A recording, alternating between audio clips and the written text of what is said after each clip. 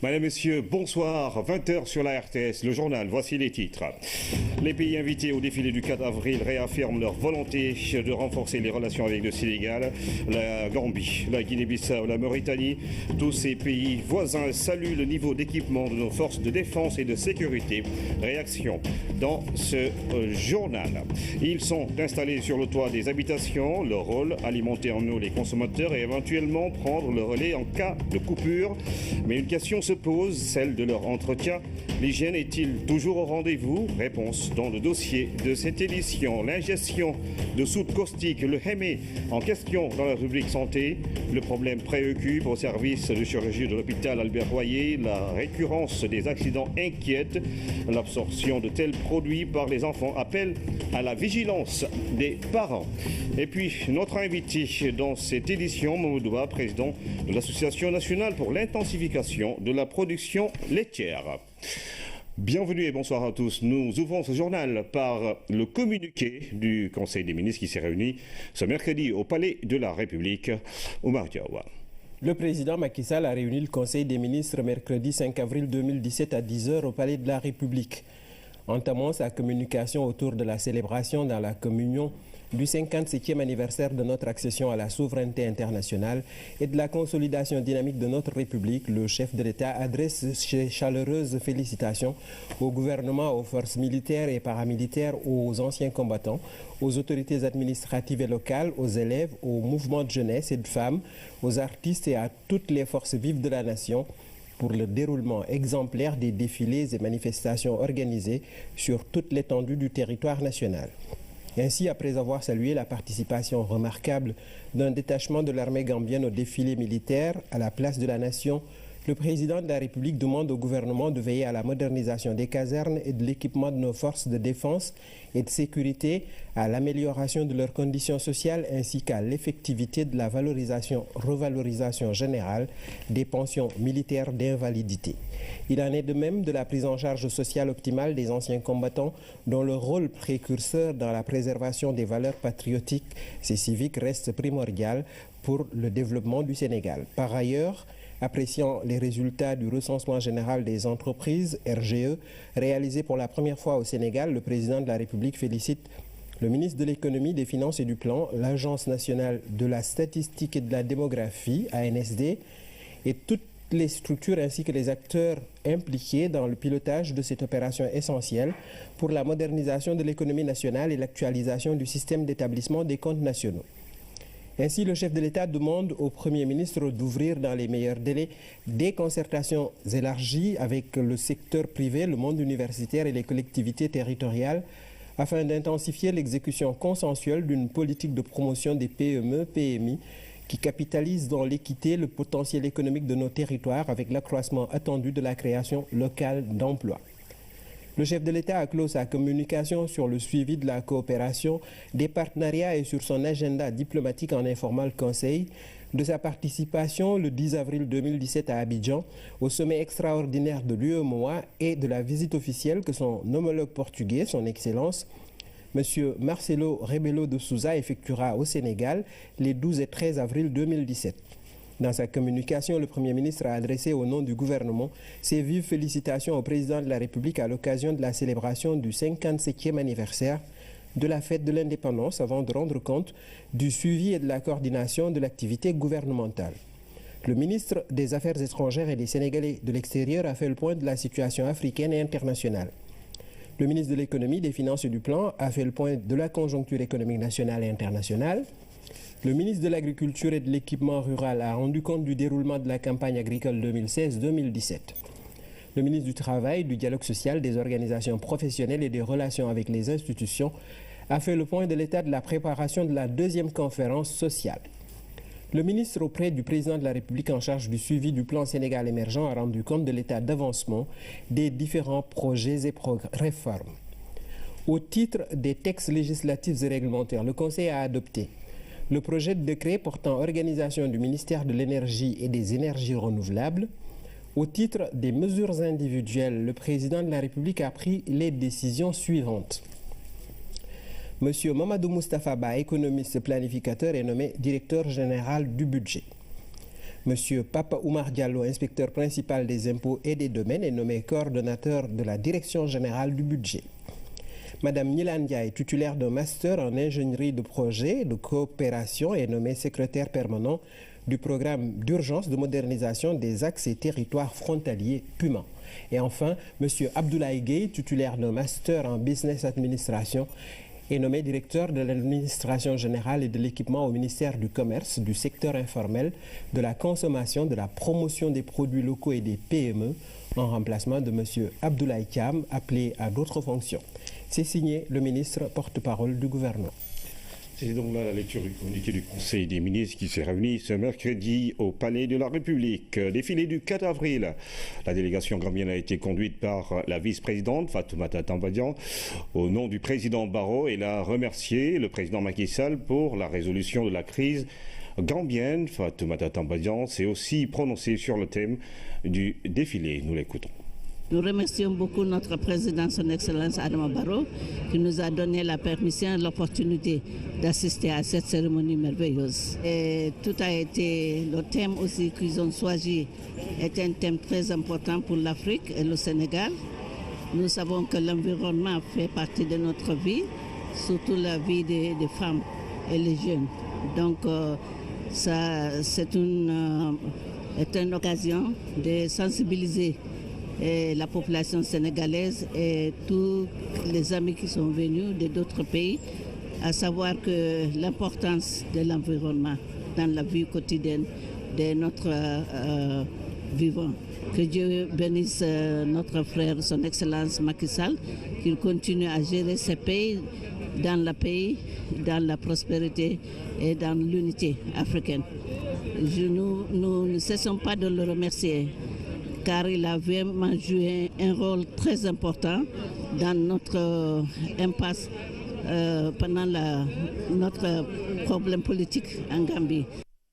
Autre pays ayant répondu à l'invitation du Sénégal à l'occasion du 57e anniversaire de l'indépendance de notre pays, la Guinée-Bissau, elle a été représentée par son Premier ministre Cicero Embalo, s'est réjoui du caractère républicain de l'armée sénégalaise et du défilé. Le voici au micro de Mme Moussagnan. Très bien, exceptionnel. Donc ça se montre une organisation et une démonstration de force aussi de l'armée sénégalaise, qui est une armée républicaine. Je félicite les forces armées sénégalaises au nom de mon pays et mon président et au nom du président Macky Sall. La Mauritanie a été également représentée par une délégation conduite par le chef d'état-major de l'armée mauritanienne. Elle a salué les bons rapports entre les deux peuples et la collaboration entre militaires. L'ambassadeur de la Mauritanie au Sénégal, Ould Neni, est au micro de Mme Moussagnan. Le défilé est excellent, le Sénégal se modernise, l'armée se renforce et nous sommes venus aussi pour bien sûr vous dire l'amitié et la fraternité de la Mauritanie avec l'arrivée du général de division, chef d'état-major des armées de Mauritanie, pour partager avec vous cette fête qui est une fête importante. Et puis, comme il est de coutume, après chaque défilé du 4 avril, la douane a décoré quelques-uns de ses agents. 39 ont été distingués. Toute la famille de la douane a tenu à les honorer. Voici le compte rendu de Moubaldé. À l'issue du défilé civils et militaires, la douane a choisi de décorer certains de ces éléments qui se sont illustrés de fort belle manière. 39 ont été distingués cette année. Les médailles d'honneur constituent un témoignage de satisfaction et d'encouragement pour eux-mêmes et pour leurs familles. Mais aussi, une invite adressée à tous les agents des douanes à persévérer dans la voie de l'effort, du dépassement constant et de l'excellence. Cette cérémonie est aussi un moment de communion entre autorités de tutelle et toute la famille douanière. En s'arrêtant sur les résultats des agents décorés, ce sont les acquis de toute la corporation qui sont magnifiés. En effet, l'engagement des agents et de leur professionnalisme dans l'exécution de leur mission nous valent encore de réels motifs de satisfaction dans le cadre de la contribution à la mobilisation des recettes budgétaires et à la protection de notre économie nationale. La communauté douanière a ainsi marqué la 57e édition de l'indépendance du Sénégal. Le thème choisi à savoir le rôle des forces de défense et de sécurité dans la protection de l'environnement, a dominé les débats. Des médias réceptionné son nouveau siège. Le bâtiment regroupe toutes les entités du groupe. Son coût, 3 milliards de francs CFA afin de mieux le positionner dans le landerneau médiatique. Fanta Badji. À quelques encablures de la VDN se dresse l'imposant bâtiment qui fait désormais office de siège pour des médias. L'édifice se veut une concentration de toutes les structures que compte le groupe, un rêve qui se réalise. Le nouveau siège répond à des ambitions. Pour nous, ce n'est pas une consécration, c'est un départ. Alors, il faut nous armer pour donner le meilleur de nous-mêmes. Donner le meilleur pour être leader dans le milieu. Le président directeur général du groupe veut placer la barre très haut. Je veux que des médias soient un groupe de presse qui soit en tout cas vu comme une référence. Et dans ce cadre, on veut s'accommoder de toutes les garanties nécessaires, autant sur le plan matériel qu'au niveau des ressources humaines. Dans un paysage médiatique très diversifié avec la rude concurrence, les défis sont énormes. L'invite au sens de la responsabilité a été sans appel pour le Premier ministre Mohamed Dionne, porteur du message du chef de l'État. Je vous demande ici également, solennellement, de ne jamais oublier vos devoirs, des devoirs d'équilibre, des devoirs d'éducation pour le peuple, des devoirs également d'information juste pour tous et un égal accès de tous, parce que ce que nous voulons, c'est le Sénégal de tous, mais le Sénégal pour tous. Personnalités, autorités administratives, religieuses, politiques, coutumières, parents, amis et sympathisants, tous étaient là pour encourager le groupe des médias. Les communicateurs traditionnels étaient aussi présents pour accompagner leur président El Hadj Mansour Mbaye, dont le studio de Zik FM porte désormais le nom. Acte 3 de la décentralisation, le Haut Conseil des collectivités territoriales a convié le ministre de la Santé à des échanges autour d'une meilleure prise en charge sanitaire des populations. La CMU, les équipements, les infrastructures, les maladies chroniques ou le recrutement de personnel ont été quelques-uns des problèmes abordés. Les autorités sanitaires ont salué cette démarche nécessaire à une bonne gouvernance sanitaire. Un forum avec les collectivités territoriales est annoncé. Oumar Diaw. Le Haut Conseil des collectivités territoriales lui avait envoyé un carton d'invitation qu'elle n'a pas décliné. Elle est venue avec un staff important répondre aux questions variées des conseillers. C'était la couverture maladie universelle. Là, on a soulevé ces questions aujourd'hui. On a soulevé aussi des questions des cases de santé, des centres de santé. Ils ont évoqué aussi le personnel qualifié.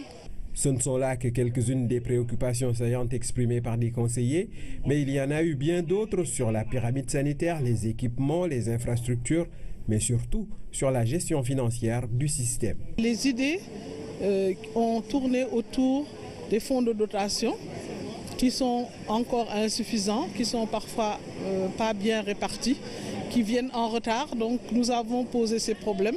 Mais également, on nous a demandé plus de transparence dans la gestion. Les aspects sanitaires en rapport avec l'acte 3 de la décentralisation ont été mis en évidence au cours de cette rencontre qui a répondu aux attentes des membres de la nouvelle institution. Sincèrement, on a eu plus que ce qu'on attendait. Le ministre a bien répondu. À travers l'acte 3 de la décentralisation, les territoires vont jouir de plus de liberté dans la conduite de beaucoup de politiques sociales et sanitaires. Que l'acte 3 de la décentralisation, qui est une idée excellente, puisse être mise en œuvre d'une manière cohérente et efficace. Et puisque la CMU a longuement focalisé l'attention au cours des échanges, le ministère de la Santé et de l'Action sociale a mis en perspective l'organisation d'un forum avec les collectivités territoriales sur l'assurance maladie. Un rendez-vous attendu. Pour assurer la disponibilité de l'eau à Kédougou, d'importants efforts sont déployés par l'État. Le ministre de l'Hydraulique et de l'Assainissement a récemment réceptionné 2 forages et dans les zones rurales, le PUDC vient de réaliser plus d'une vingtaine de forages, sans compter la construction prochaine d'un barrage à Samba, à Galou. Voici le gouverneur de la région, William Manel. C'est vrai que Kédougou est confronté à un problème d'eau, mais vous avez vu déjà des améliorations. Et tout à l'heure, plutôt il y a quelques jours, nous avons reçu le ministre de l'Hydraulique qui est venu inaugurer deux forages dans la commune de Kédougou qui vont renforcer le dispositif de la SDE et de la SONES pour soulager vraiment les souffrances des populations en matière d'approvisionnement en eau. Dans les zones rurales également, le PUDC a réalisé plusieurs forages, 23 au total, et nous devons arriver à un nombre de 100 dans les mois à venir. Donc tout ça pour montrer que le gouvernement est conscient de cette situation qui est quand même due au socle de Kédougou. Kédougou n'a pas de nappe phréatique de grande capacité, ce qui fait qu'il faut multiplier les forages pour pouvoir avoir plus d'eau. Contrairement dans les zones du centre et du nord où avec le maastrichtien, on peut avoir des volumes d'eau allant jusqu'à 100 mètres cubes d'eau par heure. Ici, le maximum, c'est à 20-22. Donc, ce qui fait que le gouvernement en est bien conscient. On multiplie les forages pour faire face vraiment à la demande en eau. Et il faut aussi expliquer ça aussi par le fait que Kédougou grandit. La ville grandit, ce qui fait que les besoins sont encore plus élargis, plus importants. Mais qu'à cela ne tienne, des efforts sont en train d'être menés. Et à moyen long terme, pour mettre vraiment un terme à tout ça, il y a le barrage de Samangalou qui sera construit dans le cadre de l'OMVG. Les réservoirs d'eau qui sont installés sur le toit des maisons répondent-ils toujours aux normes d'hygiène? Si leur utilité ne fait pas l'objet de débat, sont-ils bien entretenus par les usagers? À Ouakam ou à la SICAP, la question semble être prise en compte par les consommateurs, mais il faut veiller au grain. Lamine Touré. De l'eau sur les toits des habitations, mais sous forme de réserve, notamment. Ces images, on en voit presque partout à Dakar, même dans des quartiers centenaires comme la SICAP Liberté 1. À défaut d'une bonne pression pour en disposer à sa guise, Moussa Diop se conforme à une logique, celle qui consiste à disposer de réservoirs. Ça fait une semaine, il n'y a pas de l'eau. On a demandé au niveau des SDE, on nous dit que c'est le niveau de pression. Mais comment ces réservoirs géants sont-ils entretenus? Au fond, voilà ce à quoi ils renvoient. On a 4 bidons de réservoir. Chaque mois, je achète eau de Javel, je vais mettre à l'intérieur. Bon, il y a le premier qui vient pour vider chaque 2 mois ou 3 mois. Pour avoir le cœur net sur cet aspect relatif à une vraie hygiène de vie, nous nous sommes également rendus à Ouakam, chez la famille Ndoye. En compagnie de sa fille Selembe Ndoye, Djoulam discute des questions de vie. Il tient beaucoup à l'hygiène chez lui. Pour l'entretien des citernes, bon, ça, je fais ça par 3 mois ou bien par 6 mois. Mais l'eau, c'est uniquement pour les vaisselles et les moutons. Parce que j'ai constaté que si tu restes 3 mois sans vraiment faire l'entretien, vraiment, je vous dis que ça, c'est catastrophique. Parce que c'est rougeâtre, c'est marron, vraiment, je ne sais pas quoi. Moi, je fais agroalimentaire. Je sais, par exemple, l'eau, quels sont les dangers qu'ils peuvent avoir. Et dans les réservoirs d'eau, vous avez constaté que les réservoirs, ils sont, par exemple, en hauteur. Voilà, il n'y a pas beaucoup d'hygiène. Il peut y avoir des microbes qui peuvent s'y développer. C'est que les risques sont bien réels. Des maux de ventre, des diarrhées, voilà.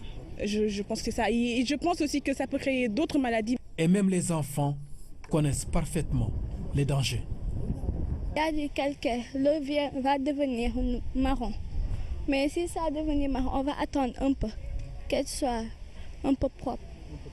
Disposer d'un tel instrument est devenu presque une normalité sans que personne ne puisse expliquer véritablement les raisons de cette situation. Géographiquement, Ouakam aussi, bon, l'extension est devenue vraiment, je ne sais pas, mais pour pression, c'est trop faible. Pression d'eau, c'est vraiment trop faible, quoi, ici au niveau de Ouakam.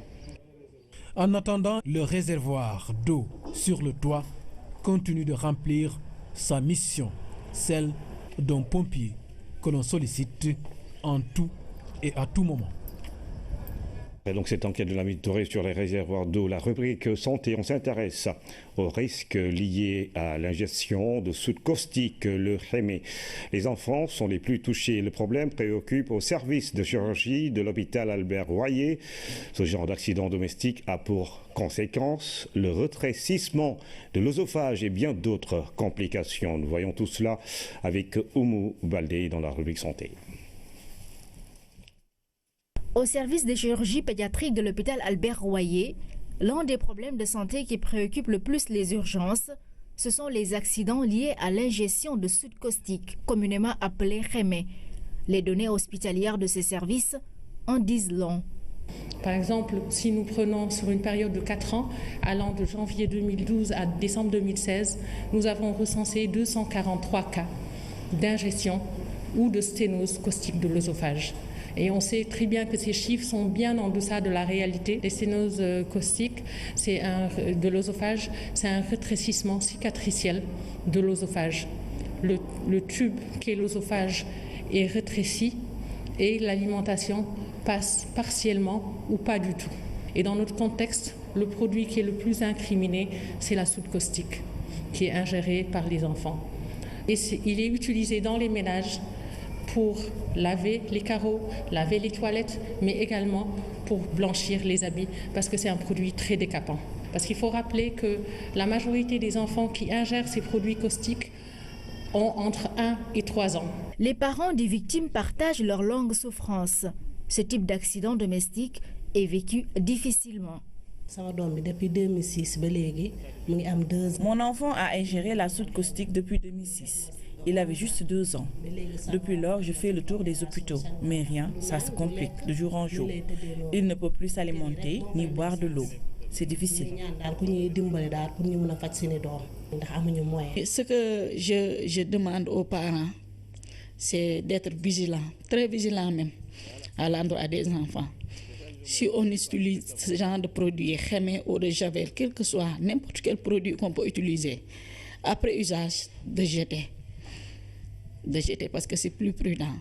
Parce que si tu as un enfant comme ça, un sténose caustique, ça va, ça revient. Des fois, ça va, tu lui donnes. Des fois, même pour avaler de l'eau, c'est un problème. Il a fait cette opération, cette dilatation. Si ce genre d'accident est tant redouté, c'est parce que les conséquences à court et long terme peuvent être lourdes. La première crainte est ce que les professionnels appellent sténose des parois digestives.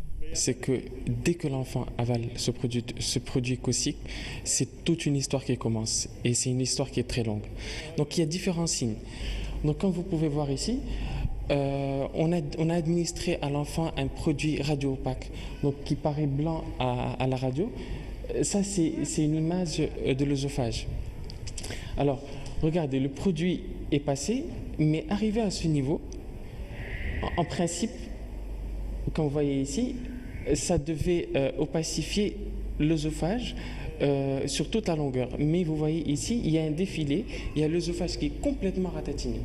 Et c'est ce qui explique qu'actuellement, l'enfant n'arrive même plus à avaler déjà les aliments et il ne boit plus.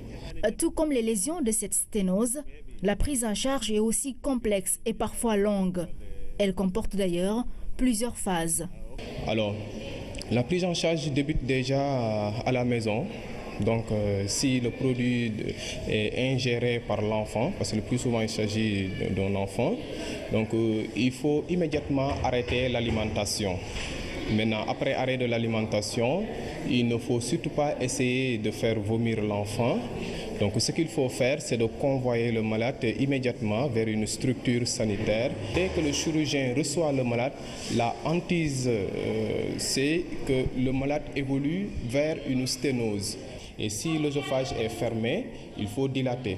Donc pour la dilatation, on a des bougies qui nous permettent de dilater l'œsophage pour augmenter la lumière de l'œsophage, pour que les aliments puissent passer. Mais maintenant, si malgré cela, l'enfant reste toujours aphasique, donc aphasique ça veut dire il n'arrive pas à faire passer les aliments, même les liquides, en ce moment-là, il faut penser à un remplacement œsophagien. Maintenant, s'il y a une sténose, alors là, vraiment aussi, il y a une deuxième hantise qui est la cancérisation. Et pourtant, il suffit d'une petite vigilance pour éviter les grands dommages de la soude caustique au Khémé qui brise chaque année des vies d'enfants. Il faut agir sur la sensibilisation d'abord au niveau des ménages. En leur expliquant que le produit est dangereux et qu'il doit être hors de portée des enfants. Ensuite, au niveau de l'État, je pense qu'il faut revoir la vente de ces produits-là. Il faut vraiment légiférer en matière de vente du produit comme cela se fait ailleurs.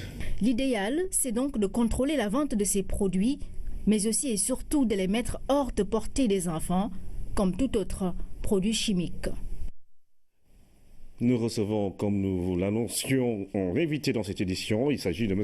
Amadou Ba. Il est le président de l'Association nationale pour l'intensification de la production laitière. M. Ba, bonsoir. Bonsoir. Monsieur. Alors, à la suite d'un partenariat public-privé, le ministère de l'Élevage et l'Association nationale pour l'intensification de la production laitière attend 1100 génisses gestantes qui vont arriver à Dakar. Alors, première question, c'est quoi ces génisses gestantes pour nous autres, les profanes? Génisse gestante, c'est une vache primipare qui n'a jamais mis bas. Voilà, c'est qui n'a jamais mis bas. C'est-à-dire qui n'a jamais eu de petit. D'accord. Voilà. C'est ça la première. C'est ça la génisse. Alors, comment cela, justement, peut-il contribuer à la résorption du déficit de production en lait? Justement, à combien d'ailleurs on estime ce déficit au Sénégal? Bon, je vais d'abord commencer par saluer le travail absolument remarquable de Madame le ministre Aminata Mbengue Ndiaye à la tête de ce ministère de l'élevage et des productions animales, qui en fait est à la base de cette opération, ce projet ambitieux, qui est une première en Afrique noire, en Afrique au sud du Sahara. Faire venir un millier de bêtes était un défi, mais qui a été relevé aujourd'hui.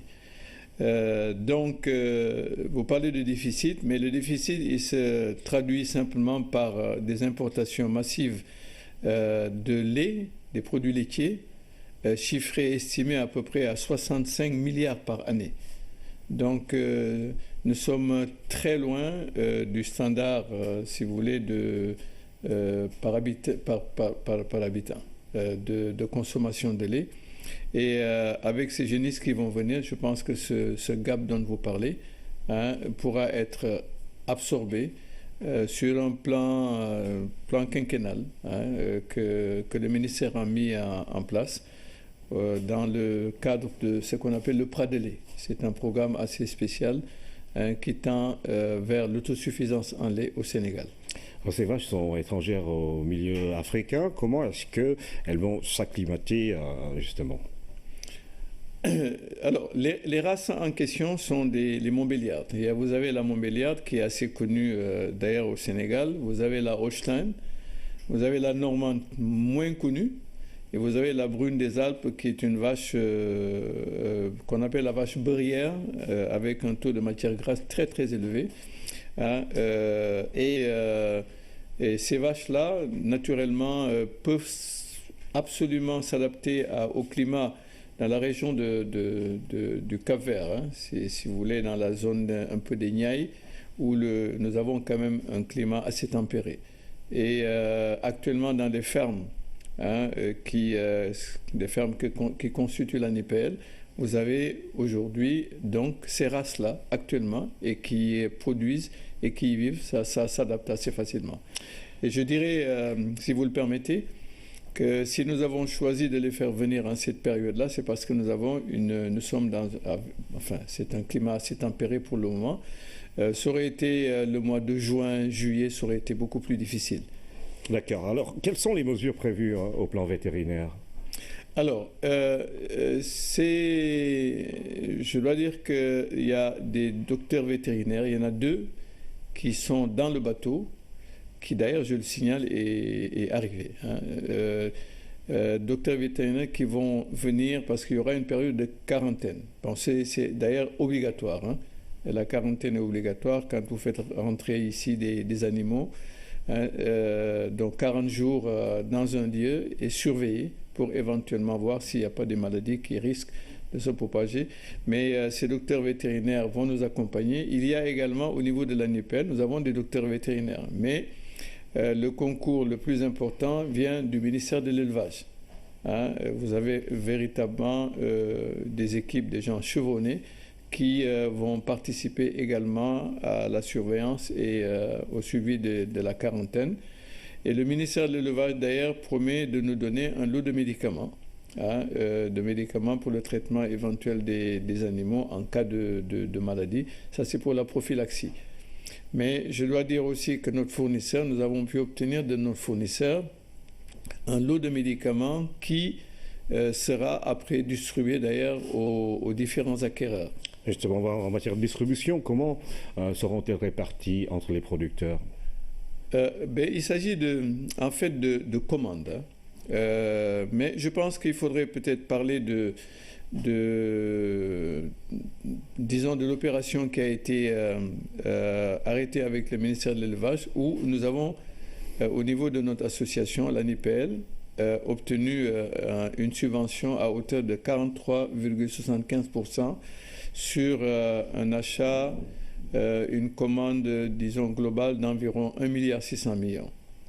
Nous avons reçu donc du ministère de l'Élevage, enfin de l'État du Sénégal, 700 millions et donc les acquéreurs ont mis, bien entendu, 900 millions dans l'opération. Alors, une autre question, qu'allez-vous faire justement des veaux à naître? Oui, alors, il faudrait peut-être parler aussi de ce que nous attendons de cette importation-là. C'est une production d'environ 25 000 litres de lait par jour. 25 000 litres de lait par jour, environ 5 800 000 litres de lait produits chaque année. Effectivement, pour répondre à votre question, nous allons avoir, selon nos estimations, 880 naissances. 880 naissances d'ici la fin de l'année. Et dans ces 880 naissances, il y aura environ la moitié qui sera des génisses, des femelles. Alors, tout cela va réduire à quel taux, justement, le déficit en production laitière? Nous pensons au plan quinquennal, là, ce qui a été arrêté, c'est que nous allons probablement résorber, produire environ 37 millions de litres de lait, ce qui représente un chiffre d'affaires d'environ 14 milliards. Je vous disais, je ne sais pas si je l'ai dit ou pas. Sur le déficit de 67 milliards. Voilà. Alors, sur les 67 ou 65 milliards, mais si vous y enlevez 14 milliards, je pense que ça veut dire que donc on aura fait un travail assez important. Alors, une question, avez-vous des perspectives d'amélioration des races locales? Oui, tout à fait. Dans ce bateau qui va arriver, nous avons pu obtenir d'ailleurs 3000 semences, c'est-à-dire semences, c'est pour l'insémination artificielle.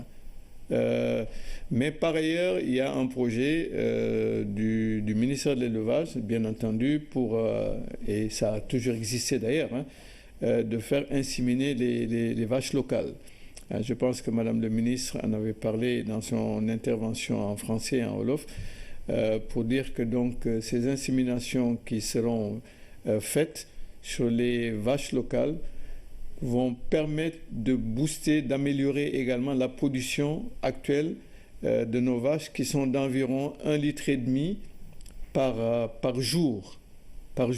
Alors que je vous parle de 25 litres de lait pour les vaches importées, 1,5 litre, vous savez, c'est très faible.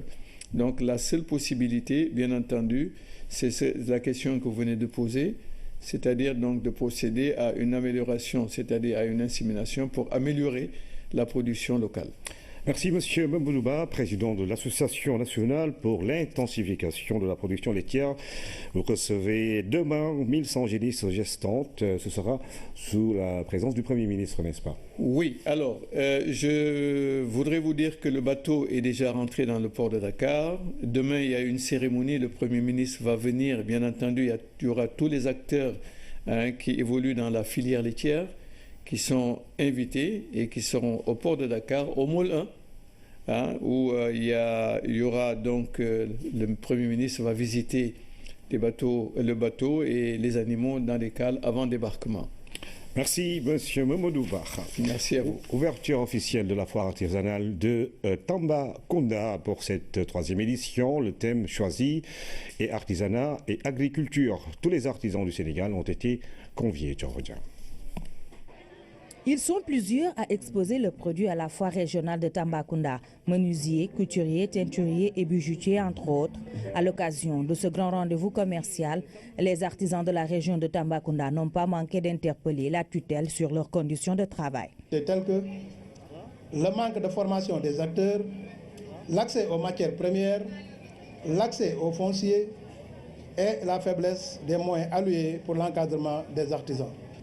Nous souhaitons la construction du centre polyvalent qui devait être construit dans l'enceinte de la Chambre de métier de Tambacounda, la construction des villages artisanaux dans les départements, l'acquisition d'un centre de formation artisanale CFA.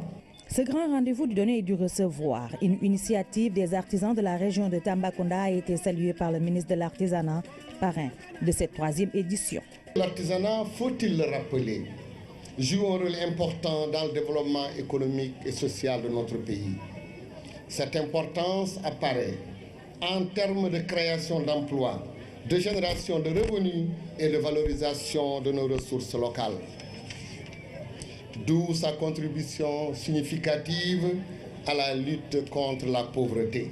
Dans le domaine du financement, je voudrais mettre ici l'accent sur la mise en place effective d'une ligne destinée aux artisans à des conditions souples et adaptées, c'est-à-dire sans apport et sans garantie. Les différentes expositions ont permis d'étaler la richesse des produits artisanaux de Tambacounda, des autres régions du Sénégal et même de la sous-région. Cette grande rencontre d'échange va durer 7 jours. Mise en place d'un marché commun à l'échelle africaine. 54 États, soit un marché de plus d'1 milliard de consommateurs. Les négociations sur la zone de libre-échange continentale sont ouvertes depuis décembre. Le Sénégal est partie prenante. Invitée à l'émission Le Point, la directrice du commerce extérieur liste les enjeux et opportunités d'une telle initiative pour le Sénégal, dont près de 40% des exportations se font en Afrique. Que le Sénégal ne devrait pas rater le coche parce que tout simplement le Sénégal exporte plus de 40% de ses exportations se fait en Afrique. Donc l'Afrique représente 40% environ des exportations du Sénégal. Et l'essentiel des produits que nous exportons sur le continent africain également sont des produits manufacturés. Donc, en tout cas, dans notre dynamique d'industrialisation, je crois que le continent africain est extrêmement important pour notre pays. Mais également, c'est sur le continent africain seulement que nous réalisons des excédents. Donc, par rapport à nos échanges avec les autres continents, nous sommes toujours déficitaires. Mais en Afrique, nous notons de plus en plus que nous réalisons des excédents. Et donc, c'est très encourageant. Et donc, ce sont de belles perspectives pour le Sénégal. Encore faudrait-il que notre secteur privé accepte vraiment un rôle important à jouer dessus, sinon on est à la traîne. Hein? C'est ça. Quels sont aujourd'hui les enjeux pour un pays comme le Sénégal quand on ouvre comme ça son marché? Qu'est-ce que selon vous cela devra susciter ou favoriser? Alors, donc déjà les enjeux, c'est que le Sénégal aussi, il faut noter que nous n'avons pas beaucoup diversifié nos clients sur le continent africain. Parce que sur nos exportations sur le continent, plus de 80% de nos exportations, environ 81%, se fait seulement dans la zone CEDEAO. Or, aujourd'hui, si nous allons dans ces négociations sur la zone de libre-échange continentale, nous allons compétir au même titre sur le marché CEDEAO que les autres pays africains. Donc, il est important que nous puissions renforcer notre position et nous préparer en conséquence. Le point sur les enjeux du futur marché commun africain, appelé zone de libre-échange continentale, à suivre après ce journal invité à Somme Aminata Diatta, directrice du commerce extérieur. La PIX reçoit 50 élèves issus des écoles impactées par le train express régional. Ils ont visité le site de la Maison du Terre et se sont fait une idée du projet. Fatima Tabanelba. Série de questions-réponses entre ces enfants et les responsables de l'APIX. Pour satisfaire leur curiosité, toutes les questions sont posées. Issus des écoles touchées par le projet Terre, ces élèves ont fini par avoir une idée assez claire du projet. Je trouve que ce train est très utile à la population. Il peut servir à beaucoup de personnes. J'apprécie beaucoup ce train. Ce train express régional sera très important car si on prend les voitures, il y aura trop d'embouteillages. Mais le train, il court à 160 km à l'heure. 4 mois après le lancement officiel du train express régional, les travaux ont démarré effectivement. Le bilan, 4 mois après, est un bilan heureux d'un projet complexe pour lequel les travaux ont démarré physiquement sur le terrain. Concrètement, les titulaires des marchés, au niveau des infrastructures et des systèmes, ont démarré les travaux de terrassement sur les tronçons à faible densité de population. L'accompagnement social, un volet important. Toutes les personnes touchées par le projet seront indemnisées. Leur effectif tourne autour de 12 000. On a finalisé les schémas d'indemnisation et à date, 500 personnes ont reçu leur premier chèque d'indemnisation. Quant au marché de Thiaroye, il sera délocalisé au camp de la localité sur une superficie de 7 hectares. Par ailleurs, le directeur général de l'APIX précise que le projet Terre sera bénéfique pour les populations, car près de 10 000 emplois seront créés dans les métiers de BTP. Le Terre en mode pédagogie, nous parlons justement dans ce même sillage de l'éducation pour parler du bilan annuel du programme d'amélioration de la qualité, de l'équité, de la transparence paquet. Tous les acteurs de l'éducation ont participé à la revue et ont pu dégager des perspectives. Mortar Diop. Toutes les familles d'acteurs du système éducatif sénégalais, mais aussi les partenaires techniques et financiers ont été représentés à cette 4e revue du programme d'amélioration de la qualité, de l'équité et de la transparence paquet. L'exercice consiste à faire le bilan global de l'année écoulée. L'organisation de cette revue intervient cette année dans un contexte de mise à jour du paquet avec présentement le processus en cours de cadrage politique, stratégique et budgétaire des phases ultérieures couvrant la période 2017-2030. La rencontre qui s'étend sur 2 jours va être un moment fort d'échange de tous les acteurs sur la mise en œuvre du dernier plan annuel de travail, mais aussi des recommandations pour le prochain. Environ 47% des enfants d'âge scolaire, en particulier ceux des zones rurales issus des couches urbaines pauvres et à besoins éducatifs spéciaux, restent en dehors du système et ils se retrouvent en grande majorité dans les régions les moins scolarisées. Nous avons des curricula qui portent des disciplines, mathématiques, langues, etc. Mais nous ne voyons pas très bien les éléments de fabrication de la citoyenneté sur la base d'un certain nombre de valeurs. Convenons ensemble qu'autant l'exercice des compétences transférées en éducation, formation sont partagées, autant la faiblesse des performances du partenariat est également partagée. Les conclusions et recommandations issues de ces échanges seront prises en compte dans le travail d'actualisation de la lettre de politique générale sectorielle. Le jour et la nuit, l'ouvrage du professeur Omar Sankaré a été réédité par les éditions Maguilène. C'est pour rendre hommage à l'homme de lettres agrégé de grammaire et de lettres classiques. La cérémonie de dédicace du livre a eu lieu à la Maison des écrivains du Sénégal. Neya Idaïdja. Le jour et la nuit, livre posthume réédité du professeur Omar Sankaré est un récit, une réflexion sur la dualité de la vie. Entre malheur et bonheur, il faut de l'adversité pour continuer à aller de l'avant.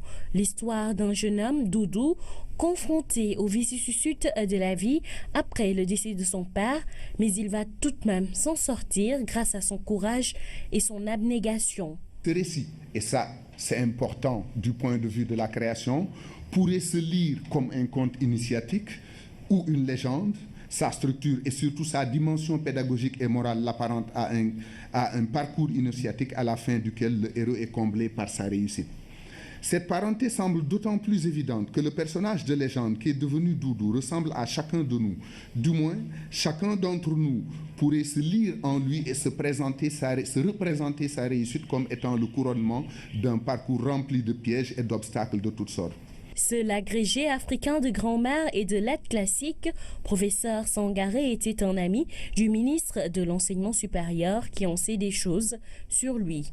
En rééditant ce livre du professeur Sangaré, les éditions Maguilène ont voulu lui rendre hommage. Il était simple, tellement simple qu'on avait le sentiment d'une forme de gêne à s'excuser d'être aussi instruit. Parfois impertinent, toujours cohérent et rigoureux, avec des convictions qu'il traitait comme telles.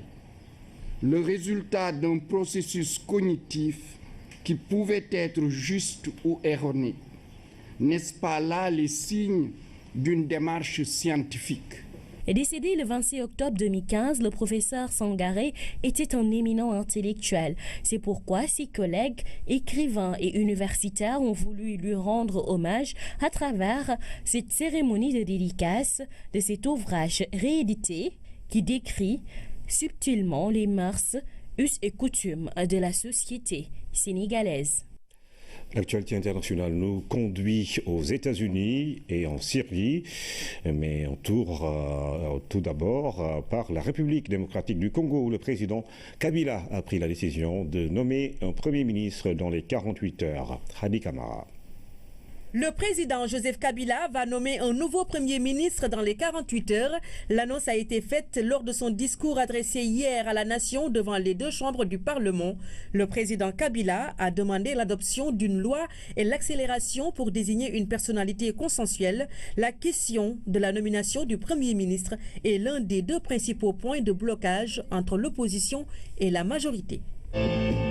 Le Conseil de sécurité des Nations Unies s'est réuni aujourd'hui pour faire le point sur l'attaque chimique survenue hier à Idlib en Syrie.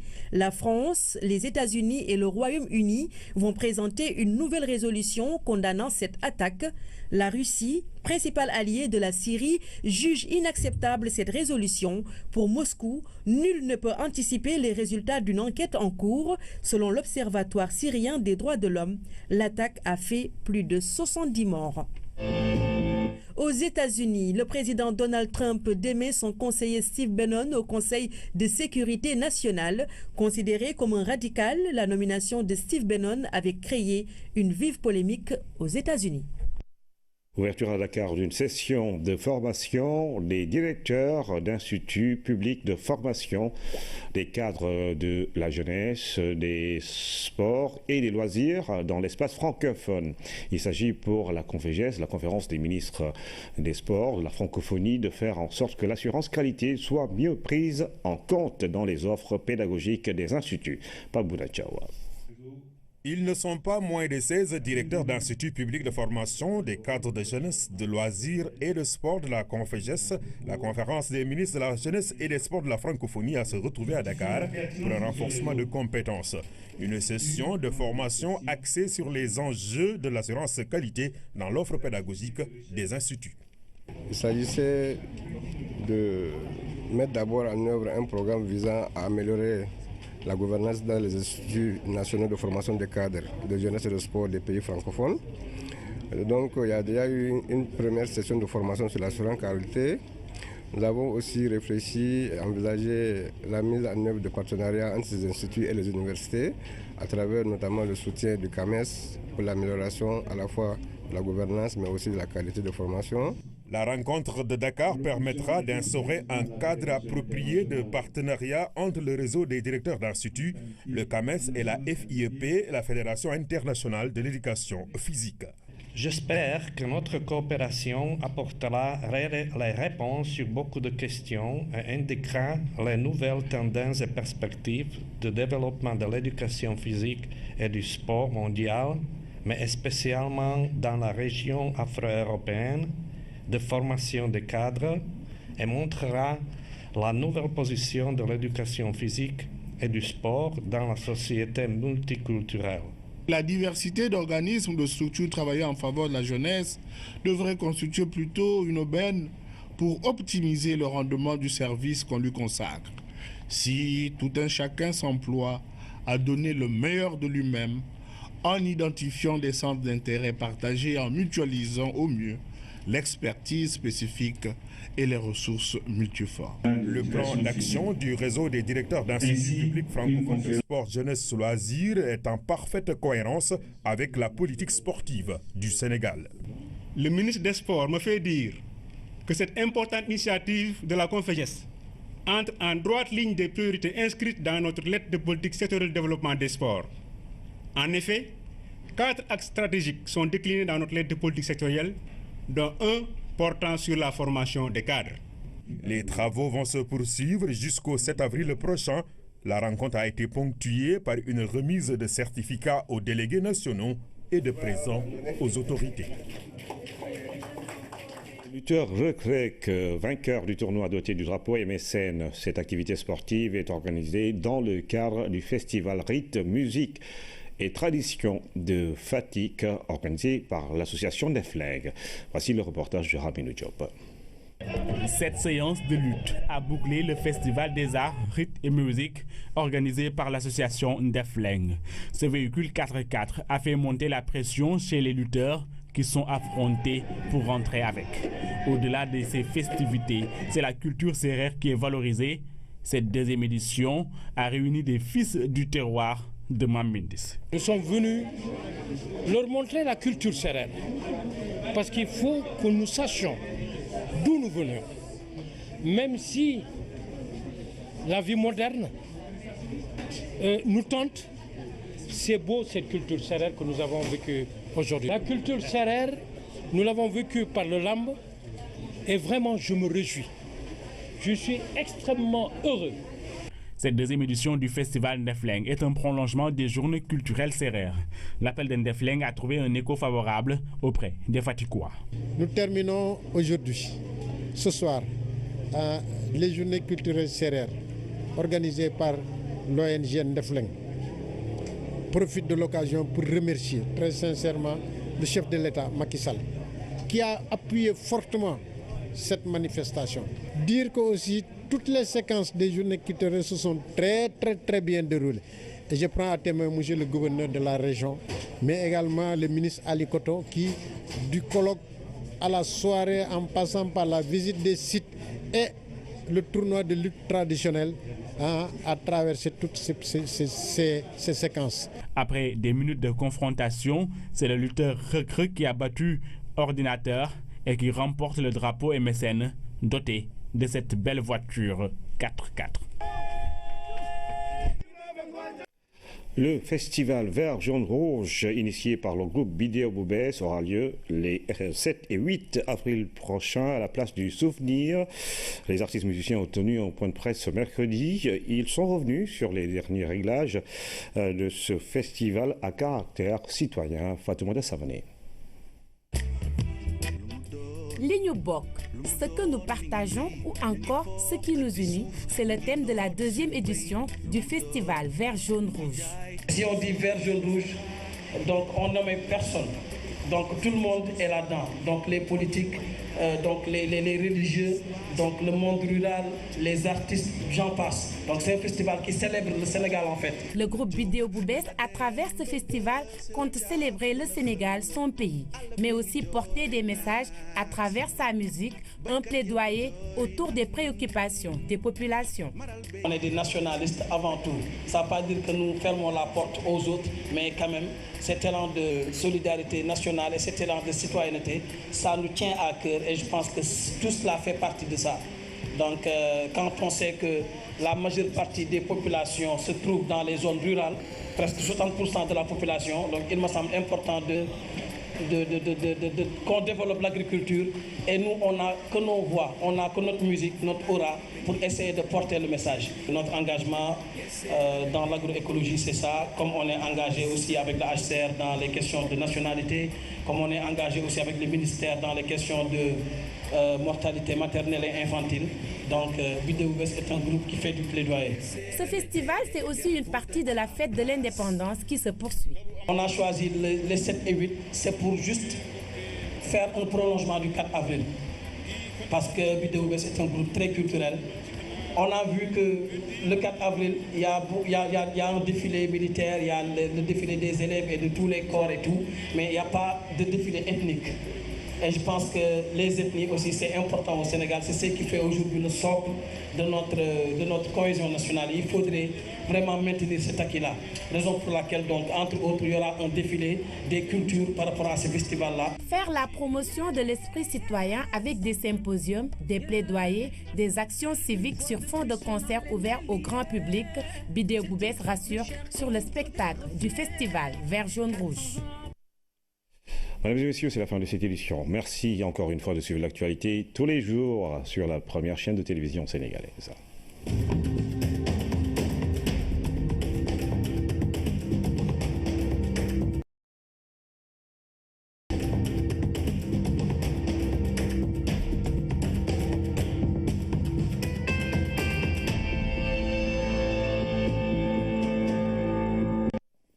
Mesdames, Messieurs, bonsoir. 20h sur la RTS, le journal. Voici les titres. Les pays invités au défilé du 4 avril réaffirment leur volonté de renforcer les relations avec le Sénégal, la Gambie, la Guinée-Bissau, la Mauritanie. Tous ces pays voisins saluent le niveau d'équipement de nos forces de défense et de sécurité. Réaction dans ce journal. Ils sont installés sur le toit des habitations. Leur rôle, alimenter en eau les consommateurs et éventuellement prendre le relais en cas de coupure. Mais une question se pose, celle de leur entretien. L'hygiène est-il toujours au rendez-vous? Réponse dans le dossier de cette édition. L'ingestion de soude caustique, le hémé en question dans la rubrique santé. Le problème préoccupe au service de chirurgie de l'hôpital Albert Royer. La récurrence des accidents inquiète. L'absorption de tels produits par les enfants appelle à la vigilance des parents. Et puis notre invité dans cette édition, Mamadou Ba, président de l'Association nationale pour l'intensification de la production laitière. Bienvenue et bonsoir à tous. Nous ouvrons ce journal par le communiqué du Conseil des ministres qui s'est réuni ce mercredi au Palais de la République. Oumar Diawa. Le président Macky Sall a réuni le Conseil des ministres mercredi 5 avril 2017 à 10h au Palais de la République.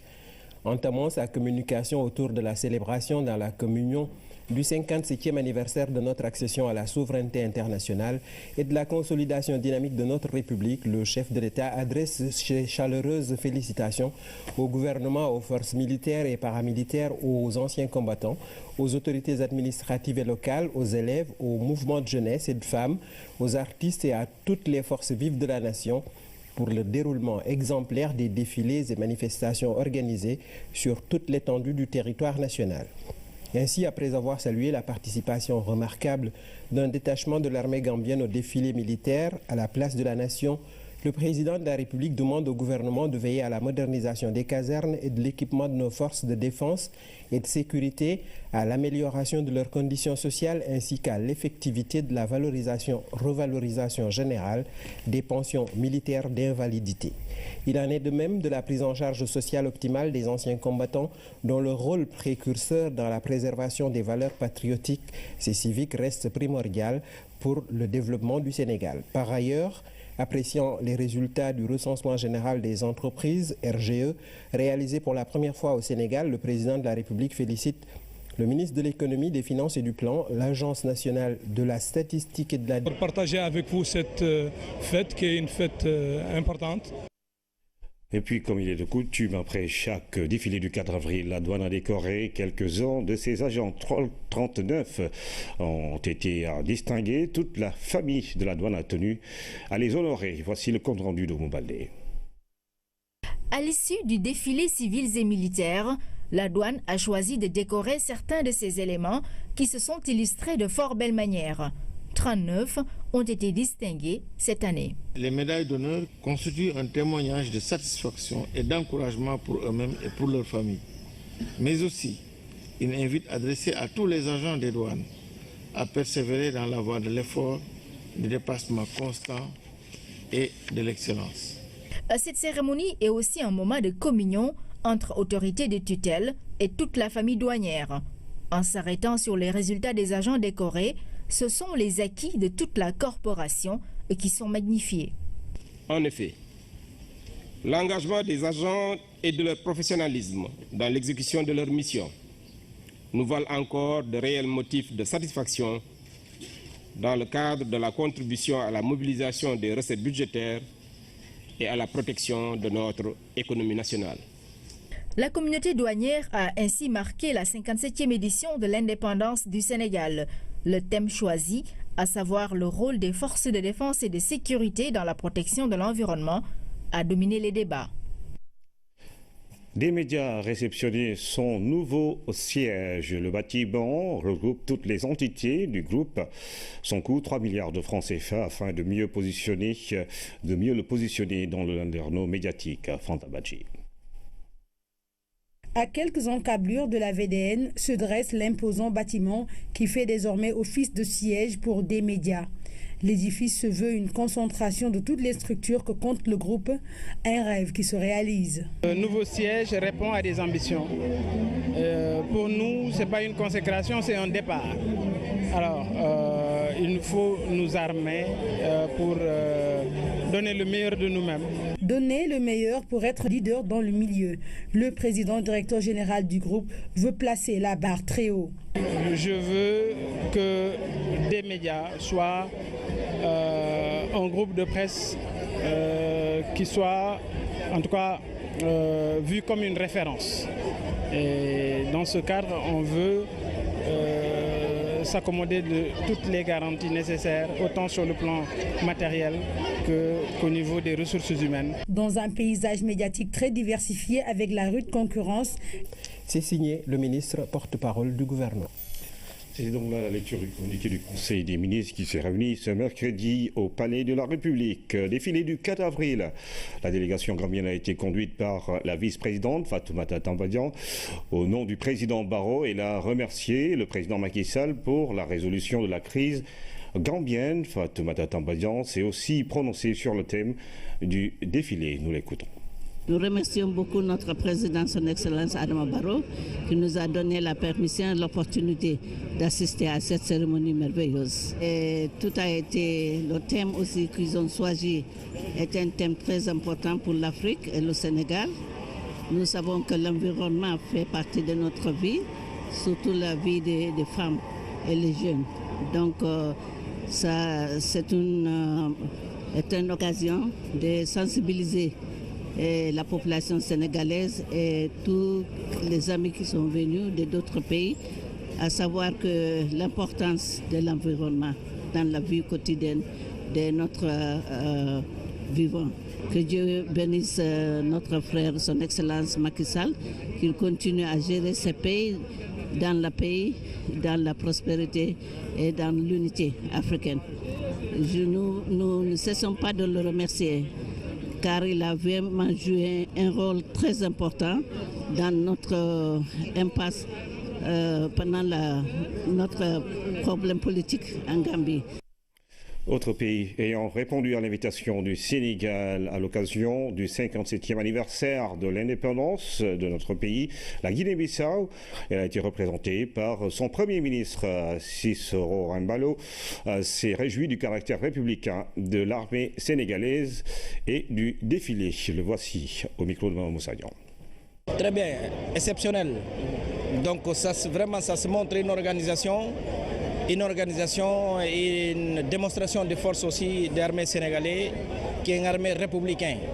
Je félicite les forces armées sénégalaises au nom de mon pays et mon président et au nom du président Macky Sall. La Mauritanie a été également représentée par une délégation conduite par le chef d'état-major de l'armée mauritanienne. Elle a salué les bons rapports entre les deux peuples et la collaboration entre militaires. L'ambassadeur de la Mauritanie au Sénégal, Ould Neni, est au micro de Mme Moussagnan. Le défilé est excellent, le Sénégal se modernise, l'armée se renforce et nous sommes venus aussi pour bien sûr vous dire l'amitié et la fraternité de la Mauritanie avec l'arrivée du général de division, chef d'état-major des armées de Mauritanie. Les défis sont énormes.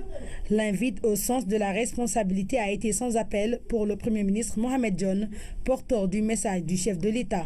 Je vous demande ici également, solennellement, de ne jamais oublier vos devoirs, des devoirs d'équilibre des devoirs d'éducation pour le peuple, des devoirs également d'information juste pour tous et un égal accès de tous, parce que ce que nous voulons, c'est le Sénégal de tous, mais le Sénégal pour tous. Personnalités, autorités administratives, religieuses, politiques, coutumières, parents, amis et sympathisants, tous étaient là pour encourager le groupe des médias. Les communicateurs traditionnels étaient aussi présents pour accompagner leur président El Hadj Mansour Mbaye, dont le studio de Zik FM porte désormais le nom.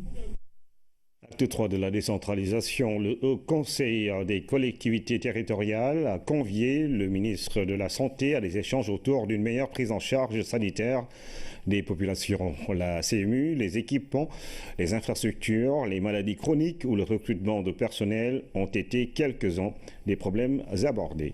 Les autorités sanitaires ont salué cette démarche nécessaire à une bonne gouvernance sanitaire. Un forum avec les collectivités territoriales est annoncé. Oumar Diaw. Le Haut Conseil des collectivités territoriales lui avait envoyé un carton d'invitation qu'elle n'a pas décliné.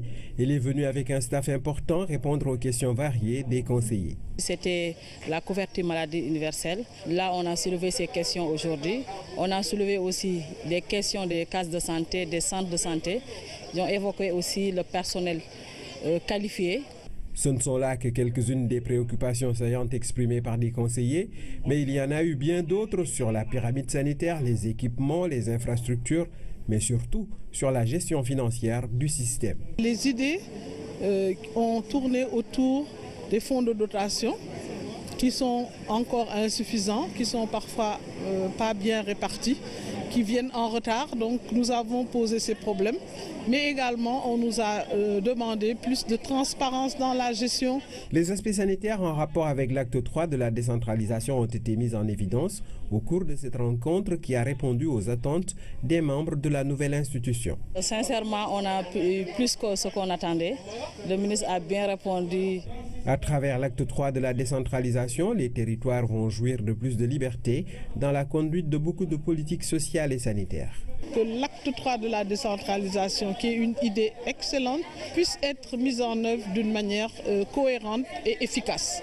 Et puisque la CMU a longuement focalisé l'attention au cours des démographies, ANSD, et toutes les structures ainsi que les acteurs impliqués dans le pilotage de cette opération essentielle pour la modernisation de l'économie nationale et l'actualisation du système d'établissement des comptes nationaux.